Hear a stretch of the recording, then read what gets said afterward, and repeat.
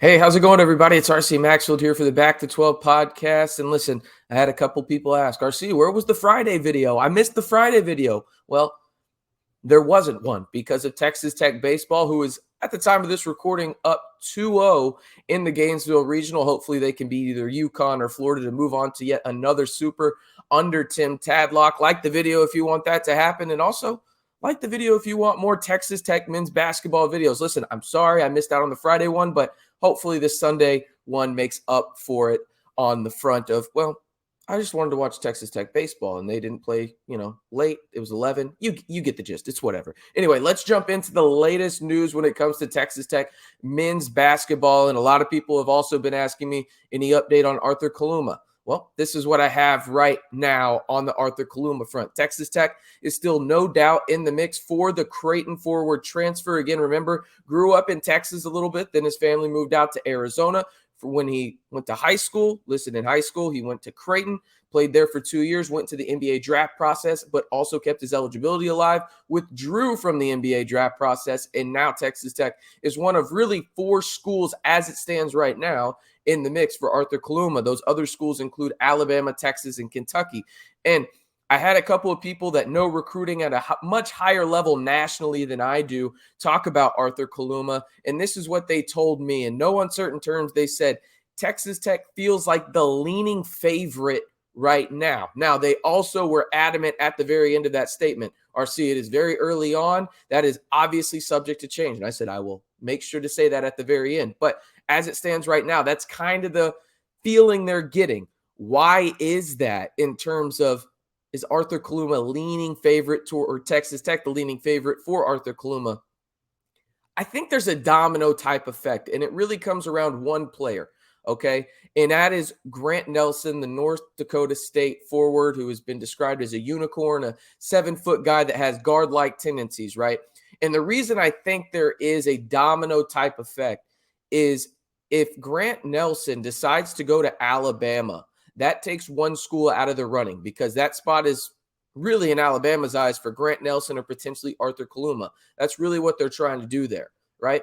And then on the Texas front, you got Dylan Mitchell returning to school. Was that the spot that potentially could have gone to Arthur Kaluma? Maybe not, but it's possible, right? And then on the Kentucky front, they're definitely in the mix. They always seem to be in the mix, but do they have a spot that Arthur would want to go play in right away? Obviously, losing Oscar Tshiebwe to the NBA draft, they have another scholarship available. Do they go the high school route or do they go the portal route in terms of a guy like Arthur Kaluma? And then Texas Tech, as we'll talk about here in a little bit, obviously has 2 scholarships remaining.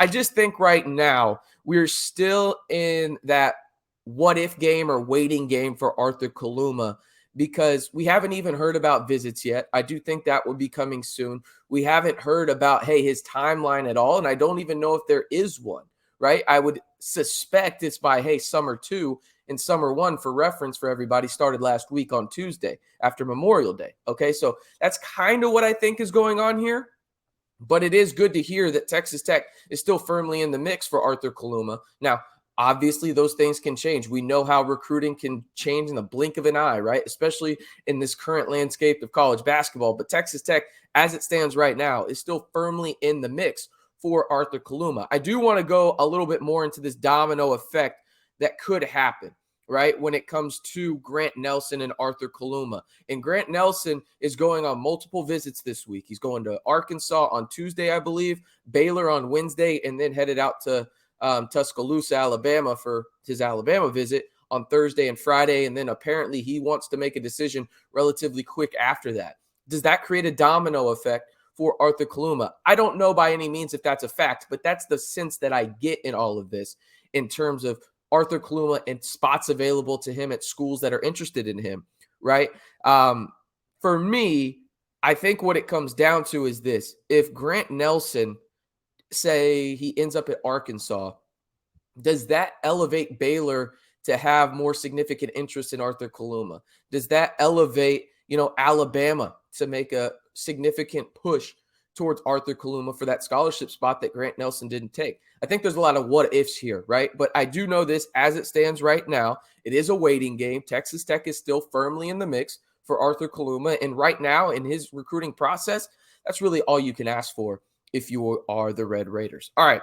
Again, like the video if you want more Texas Tech men's basketball videos throughout the offseason. Going to be talking about them even in the summer. Going to talk about Texas Tech football as well as those start to heat up. I've got a bold prediction video I plan on doing later this week, and going to talk about Micah Hudson as well, the 5-star wide receiver set to take his official visit to the 806 next weekend. I'll talk about that this week and much more when it comes to football throughout the offseason leading up to their season, but also a ton of Texas Tech men's basketball content as well. All right. Let's talk about Texas Tech men's basketball as they started their summer program and what the roster currently looks like as summer one starts. Again, not a lot of changes, but you got Pop Isaacs, you've got Lindsey, you've got Robert Jennings, Kerwin Walton, you got Demarion Williams, Lamar Washington, Chance McMillan, Darion Williams, Warren Washington, Emeli Elahu, and Drew Steffi, right? 11 players, got 13 scholarships, 2 remaining. Hopefully one of those goes to Arthur Kaluma, but as it stands right now, it kind of makes sense to me with all the portal talent that's readily available. Now, I'll say this.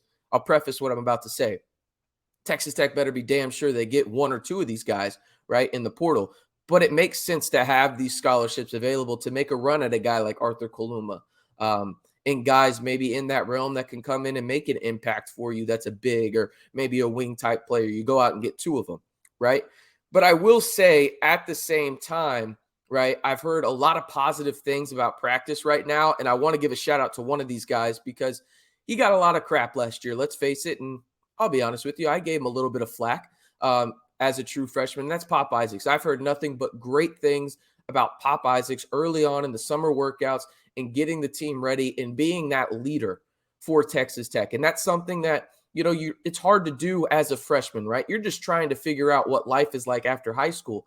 Those that went to college know that transition is not easy, but it gets a little bit easier as time progresses. And going into your true freshman to your sophomore season, life gets easier, obviously. You're a little bit more experienced when it comes to life and just how things work in college basketball. And I've heard nothing but positive things when it comes to Pop Isaacs and how he's trying to be the leader for this team and how he's going about his business this offseason. And that's huge because, again, Pop Isaacs is going to be an integral part of this team, and he's going to have to, take that next step if Texas Tech wants to, really make a shot at the NCAA tournament right now. He's going to have to do that. But, hey, right now, good things for Pop. And that was to be expected, but it's good to see them come out and be, talked about.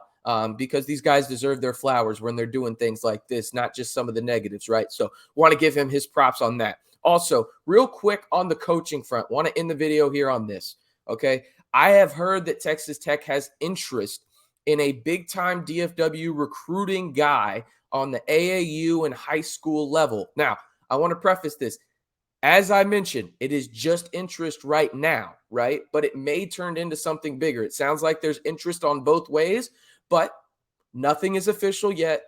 Nothing like that in terms of set in stone. This is 100% going to happen, right? But there is interest, and I think that is big because you have to have a guy that knows the DFW market in terms of the AAU, high school circuit, whatever it is, on your staff when you are in the state of Texas. Because let's face it, DFW is a top 3 talent pool when it comes to high school and AAU talent in the country, period. And it may not even be top 3. It may be number 1, depending on who you ask. So if you have a guy with those connections, that is going to help get kids out to Texas Tech because, again, I have to say this multiple times in videos on this channel, kids do not commit to schools 95% of the time.